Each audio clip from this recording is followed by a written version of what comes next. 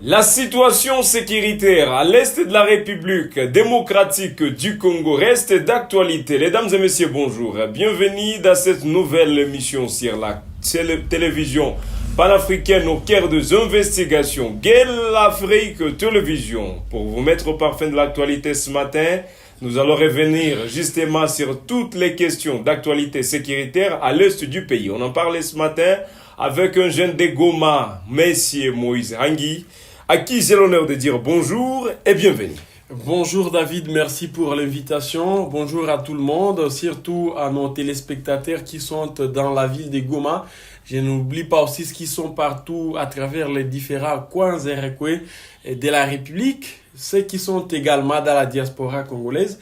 Merci infiniment pour cet espace qui nous est offert par la télévision panafricaine Gueule Afrique Télévision. Merci à toute l'équipe. Voilà, je le dis ce matin, bienvenue d'abord. Je le dis ce matin, je l'ai dit au départ de cette émission.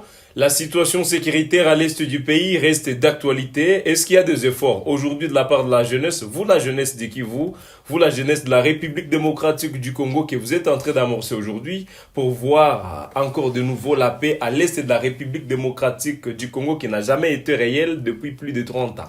Merci pour la préoccupation. Je crois que tout le monde est conscient du rôle aussi non négligeable que nous sommes en train de jouer en tant que des jeunes. Je sais qu'il y a plusieurs couches, évidemment. Il y a des étudiants, il y a des jeunes aussi dans presque tous les domaines de la vie nationale qui parlent des VDP. C'est effectivement des jeunes. Les Wazalendo, c'est des jeunes qui ont décidé de servir les drapeaux nationaux. En plus de ça, nous avons aussi des jeunes activistes qui ne cessent aussi certainement de faire des actions citoyennes pour essayer certainement d'apporter un plus à la République et surtout de conscientiser les peuples pour ce qui concerne effectivement les rôles qui nous revient en tant que tels. En plus de ça, je crois qu'il y a plusieurs jeunes qui continuent d'intégrer les forces armées de défense et de sécurité, les FARDC. Beaucoup de jeunes aujourd'hui sont en train d'être formés à Kitona, à Kamina. C'est effectivement avec les soucis et les souhaits de servir la République. Donc nous, on fait notre pas. Et pour ça, on peut donc se féliciter quelque peu de ça. Malheureusement, il y a d'autres jeunes qui hésitent d'intégrer par exemple le FARDC parce qu'ils estiment que le traitement n'est pas encore en tout cas favorable. La prise en charge des hommes en uniforme par l'État congolais est à désirer. C'est justement pour ça qu'il y en a qui essaient un peu en tout cas d'avoir beaucoup de réserves.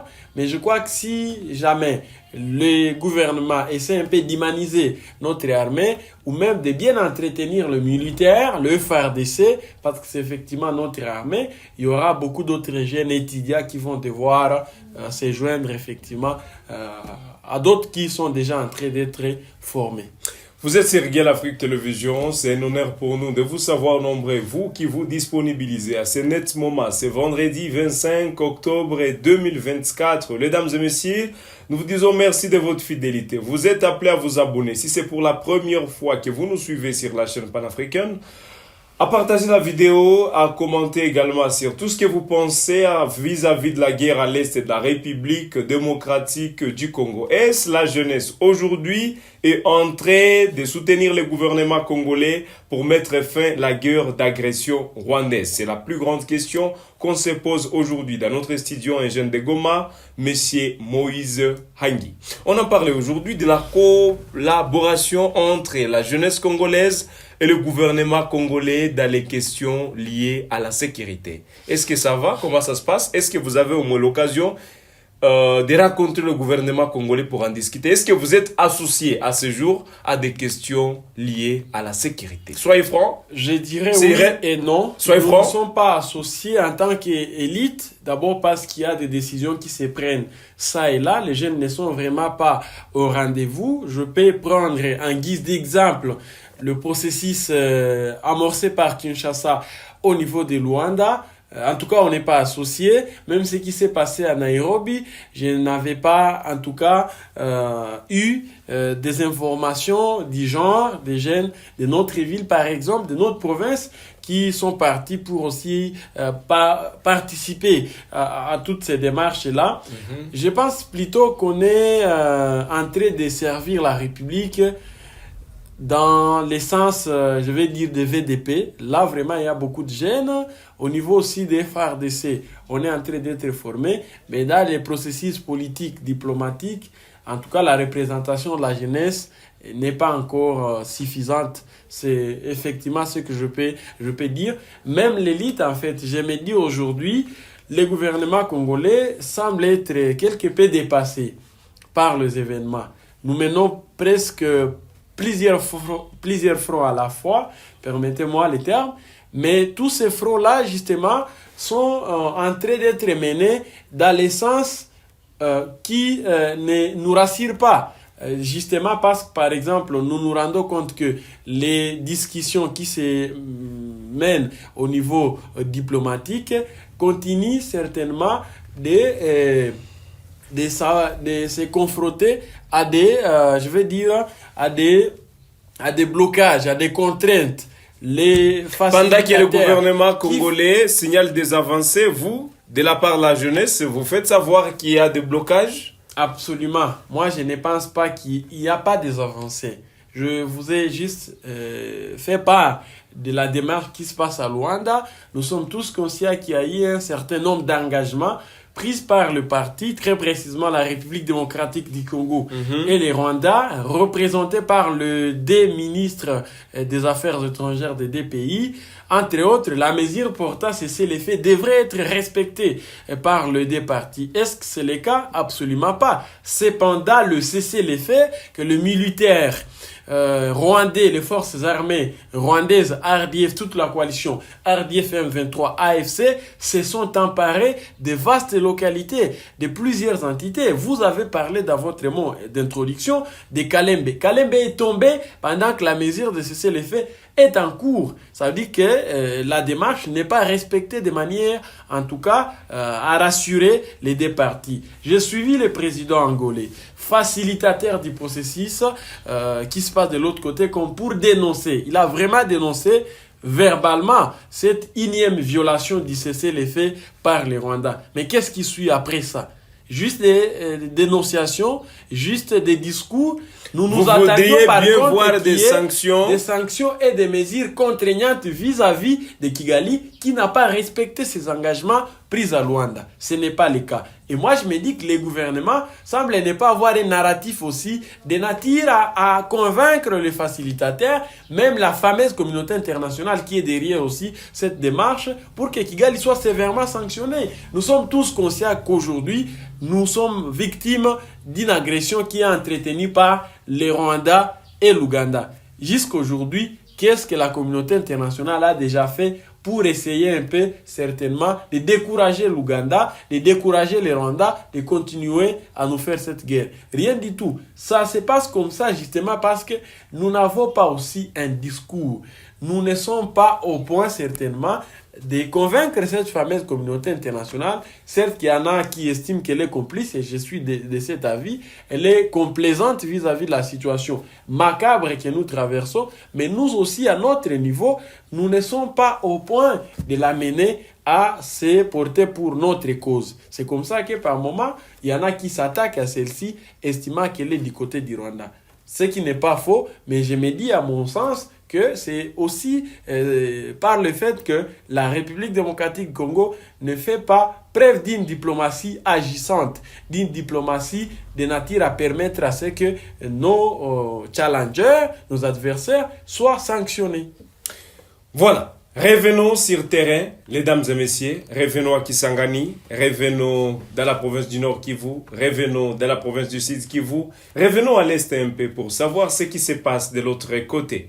Nous ne pouvons pas parler du Congo, les grands Congo de Lumumba, les grands Congo de Kasavubu, les grands Congo de Tshisekedi le Père, les grands Congo de Laurent Désiré Kabila, les grands Congo de Mamadou Mustafa, du général Baouma et tous les militaires. Ça, c'est des héros, c'est qui des ont vaillants, en tout cas, accepté, qui se sont sacrifiés pour la République. voilà, nous devons honorer leur mémoire. Voilà, qui ont défendu la RDC nous ne pouvons pas parler de ce grand Congo sans parler de la guerre à l'est de la République démocratique du Congo. Aussi longtemps, il y a une guerre d'agression rwandaise.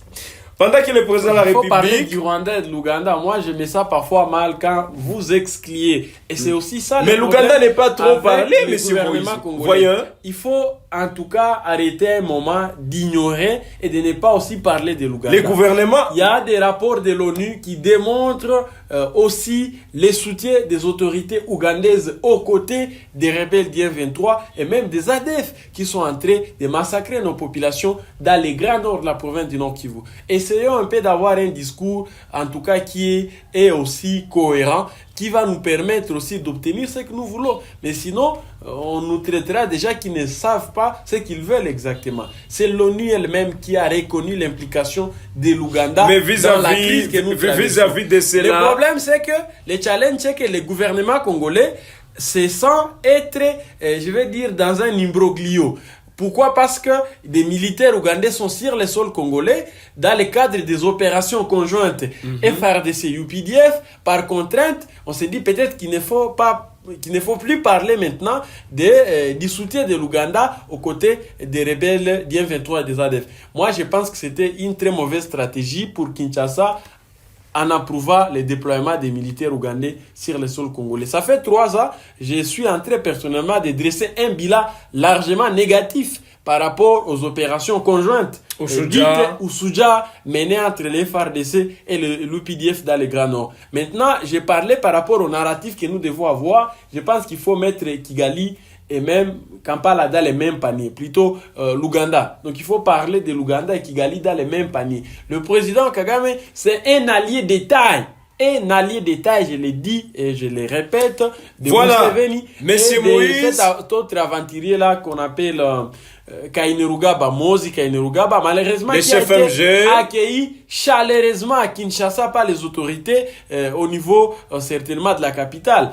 Kainerugaba avec une forte délégation est venu, il a rencontré certainement le président de la République, chef de l'État Félix Tshisekedi, avec aussi le chef d'état-major général de FARDC, mon général Christian Chiwewe, et au finish, moi, je ne comprends pas. En tout cas, c'est une sorte de contradiction dans les chefs des autorités congolaises. On ne peut pas, au même moment, accepter le fait que l'ONU nous dit que les autorités ougandaises sont en train, certainement, d'opérer aux côtés des ADF et des rebelles d'M23, mais au même moment, si le plan politique et militaire, nous faisons recours au même pays. Ça s'appelle contradiction. C'est vraiment quelque chose de paradoxal. Voilà, merci beaucoup, mesdames et messieurs. Nous prenons la question toujours de la sécurité sur l'étendue de la République démocratique du Congo, dans la province de la Chopo, précisément à Kisangani. Vous le savez très bien, Kisangani avait subi, ou la province de la Chopo avait subi une guerre de 6 jours, où il y a eu plusieurs massacres dont Ouganda était condamné. Aujourd'hui, le Rwanda est en train de faire la même chose à l'est de la République démocratique du Congo, et quel avenir pour le Rwanda? Alors nous prenons la question. Le président de la République démocratique du Congo, Félix Antoine Tshisekedi, qui séjourne au niveau de Kisangani, de la province de la Chopo, a tenu ce jeudi 24 octobre 2024, Monsieur Moïse, une grande réunion de la défense. Le Conseil supérieur, supérieur de la défense, c'est-à-dire, j'ai suivi, il a réuni le membre sectoriel, il y a eu des généraux là-dedans, voire même les chefs MG, les chefs d'état-major de l'armée congolaise. Il y avait la première ministre, le VPM de l'intérieur et plusieurs autres autorités militaires et civiles. Ils ont parlé de la sécurité à l'est du Congo, mais également sur l'étendue de la République démocratique du Congo. Dans ce temps, Monsieur Moïse, c'est ma plus grande question. À l'issue de cette rencontre du président de la République et les personnes qui sont concernées dans ce secteur de la sécurité, c'est quoi vos attentes? Nos attentes sont multiples. Nous pensons que c'est bien bon de tenir ce genre de réunions, mais c'est plus intéressant de passer à l'action, plus intéressant d'agir, de prendre des mesures qui vont devoir avoir de l'impact sur le terrain. Aujourd'hui, moi personnellement, j'ai été en train de proposer, dans la mesure du possible, au chef d'état-major général des FARDC de se dépêcher ici à Goma. Pourquoi pas ne pas installer son QG ici au Nord Kivu, façon pour lui de suivre la guerre de près. Pourquoi pas ne pas aussi obtenir les déplacements du président de la République, même pour une semaine, pour des jours ici, façon pour lui également de motiver nos troupes, de motiver nos VDP qui sont engagés sur toutes les lignes de front. Je vous dis, on peut négliger ça, mais ça peut avoir un impact aussi significatif. La présence du président de la République sur le premier ligne de front.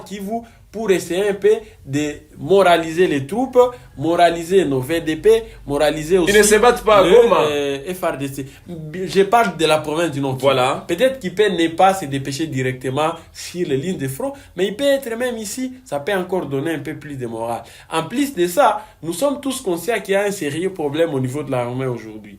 C'est bien beau de parler de la non-prise en charge des militaires et des conditions de travail difficiles, mais c'est plus intéressant d'analyser profondément ce qui est à la base de ça. Et moi, je présume, tel que les gens le disent, qu'il y a en fait une mafia dans la façon de gérer les militaires ici. Les soldes des militaires n'arrivent pas à destination. Et pour ça, je pense que le président de la République devrait lui-même s'inviter. Il devait s'investir dans cette affaire. Est-ce que vous avez, pour faire toute la lumière. Est-ce que vous avez des éléments là-dessus, monsieur Moïse? Moi, ce sont des graves. Je puis vous rassurer que nos militaires sont délaissés. Nos militaires, même nos policiers, vous voyez nos policiers, leur état, vraiment, ça, leur état de santé, ça ne vous dit rien. Nos militaires, je vous dis, moi je côtoie certains, ils vous disent qu'en tout cas, ils traversent une situation aussi sociale précaire. Et ça, justement, parce que d'abord, on leur donne des soldes de misère, et pour certains, même ces derniers sont détournés. Ce n'est pas un secret de polichinelle. Je vous dis, si on essaie un peu de déployer une mission d'enquête de l'inspection générale des FARDC au Nord Kivu pour faire les points par rapport à l'utilisation des fonds, de moyens, parce qu'il y a beaucoup d'argent débloqué par les autorités au niveau de Kinshasa pour cette guerre. Mais malheureusement, l'argent n'arrive pas à destination. Maintenant, moi, je me dis... Est-ce qu'il y a des éléments? C'est aussi notre question. Il y a des éléments. Vous voulez que... Ce ne sont pas des accusations pures simples à l'égard du FARDC qui se battent à l'Est. Il y a ce qu'on appelle les indicateurs vérifiables. Moi, je vous dis ici, si vous pensez que les militaires sont bien entretenus, allez dans les cas Katindo, vous allez voir. Allez à Sake, vous allez voir l'état de nos militaires, l'état de santé. Si vous pensez que les Ouazalendo sont bien payés, ils sont bien rémunérés, alors allez-y dans les retours, vous allez voir. Entretenez-vous avec ces VDP, ils vont vous parler qu'est-ce qu'ils traversent. Je vous dis jusqu'aujourd'hui, nos VDP ne reçoivent rien du tout. Et par conséquent, certains d'entre eux ont décidé maintenant d'appliquer l'article 15. Ils commencent à tracasser la population. Ils commencent à ériger des barrières. De Goma à Massissi, très précisément Massissi Centre, vous pouvez retrouver plus de 5 barrières illégales érigées par les VDP. Qu'est-ce qu'il faut là-bas? Ils essaient un peu de récupérer des ponts de V à travers des camionnettes, à travers des motards et consorts qui traversent la voirie. Et ces taxes-là, cette série de taxes n'est pas retracée, en fait, dans notre fiscalité, même par l'autorité budgétaire. Quelle est la conséquence? C'est justement parce que ces derniers sont délaissés. S'il y a de l'argent que Kinshasa débloque en faveur des VDP, alors il faut nous interroger sur là où cet argent part. Voilà. Je vous dis, c'est... Merci beaucoup, nous sommes à la fin. Et si nous voulons gagner la guerre, je pense que nous devons mettre tous ces éléments à profit. Vous avez au début parlé du rôle de la jeunesse. Je vous rassure ici que nous faisons de notre mieux. Je parle ici au nom de toute la jeunesse de Goma, du Nord Kivu, au nom également des VDP. Ils sont déterminés et sont en train de se sacrifier pour et en faveur de la République. Le temps que les politiciens dorment sur les Dodoma, ils dorment dans la bourgeoisie, les Ouazalendo sont sur terrain, exposés à toute forme de temps pris. Le temps que les autorités se tapent les pizzas et consorts, je vous dis que les déplacés de guerre sont délaissés autour de Goma et ne savent plus à quel se vouer. Merci beaucoup, M. Moïse. Que nous embourbons dans des discussions qui n'ont ni tête ni queue, il y a Kalembe qui part. Il y a les rebelles maintenant qui veulent aller jusqu'à Numbi. Il y a Rubaya qui continue d'être exploité, des tonnes et des tonnes de cuivre. Merci beaucoup, Moïse. Nous sommes à la fin. Il y a Bunagana, ça fait 3 ans. S'il vous plaît, M. Bunagana est exploité et pillé par les 1-23 et nous donnons l'impression comme si ce n'était plus nous sommes à la fin, s'il vous plaît. Je voulais donc nous sommes à la fin. Gros, dire ceci, s'il vous plaît. J'exhorte les autorités qui nous suivent à pareil instant, les présidents de la République, les membres du gouvernement à se ressaisir, à se préoccuper autant de la situation macabre que la population de l'Est traverse. Nous voulons voir Bunagana être récupéré par les FARDC. C'est bon, monsieur Moïse. Nous voulons voir Rouba être récupéré. Bon. Nous voulons voir Kalem être récupéré. Et ça, c'est avec la prise en charge, à vous s'avérer, des militaires FARDC et de Ouazalendo. Ne comptons pas si les étrangers ne vont rien nous aider. La SADC se comporte comme des touristes. C'est bon, nous sommes à la fin. Nous sommes à la fin. Monsieur Moïse, nous sommes à la fin. Nous sommes à la fin, s'il vous plaît, il faut respecter les temps. On nous a signalé. J'espère que je serai là pour une prochaine occasion parce qu'il y a beaucoup à dire par rapport à cette guerre. Voilà. Apparemment, vous êtes écœuré. Mais je suis écœuré parce qu'il y a des compatriotes qui continuent d'être massacrés. C'est bon. Il y a une partie du territoire national occupée par les étrangers. Il y a des déplacés qui ne savent plus à quel sens c'est voué. Je suis écœuré parce qu'il y a les Ouazalendo qui sont en train de mourir pour la cause de la patrie, mais quand même les autorités les délaissent. Je suis écœuré justement parce que j'ai comme l'impression que la République nous a déjà oubliés, nous a déjà abandonnés. Nous qui sommes à l'Est, alors que nous sommes tous... Ça, c'est plus faux. Ce sont des accusations. C'est comme les corps. Mais nous sommes abandonnés. On va y revenir. Les déplacés sont abandonnés. Les Ouazalendo ne sont pas payés. Les militaires FARDC, leurs soldes sont détournés. Leurs femmes vivent. Merci beaucoup. Voilà, messieurs, nous sommes à la fin. Finissons par là. Que ça cesse. Mesdames et messieurs, nous sommes à la fin de cette émission. C'est Riguel Afrique Télévision. La jeunesse de la République démocratique du Congo plaide pour la paix et le retour de la sécurité sur l'étendue du territoire national, précisément à l'est de la République démocratique du Congo. Nous sommes à la fin de cette émission. J'étais Youssouf Okibingela, journaliste d'investigation. J'ai réussi sur Riguel Afrique Télévision Moïse Rangui, un jeune de Goma et à qui on a eu le temps de partager sur la situation sectorielle ou la situation sécuritaire à l'est de la République démocratique du Congo. Moïse, je vous dis merci et je vous souhaite une bonne journée. Merci infiniment David à vous. Merci surtout à Guel Afrique Télévision. La matière était vraiment abondante. Voilà. Je n'ai pas fini ce que j'avais à dire, mais je pense encore une fois que c'est possible que la paix soit rétablie et l'autorité de l'État. Essayons en tout cas de nous mobiliser et de faire le meilleur de nous-mêmes, chacun à son niveau, pour que cette paix tant entendue, tant recherchée, soit une réalité. Nous rendons hommage à tous les militaires congolais qui se donnent à fond, à tous les jeunes compatriotes Ouazalendo, volontaires engagés pour la défense de la patrie. Nous vous rendons hommage à toutes les personnes qui pensent les Congos, les Grands Congo, l'Est de la République. Nous vous rendons hommage ce vendredi 25 octobre 2024. Nous sommes à la fin de cette émission. Nous suivons de très près la situation sécuritaire à l'est du pays. Nous vous disons merci. Nous vous souhaitons une bonne journée et un bon début de week-end chez vous. Mentionnez ce que vous pensez sur la guerre à l'est du pays. Abonnez-vous, partagez la vidéo et on s'est refixé nouveau rendez-vous à la prochaine pour d'autres actualités sur la télévision panafricaine. Inch'Allah.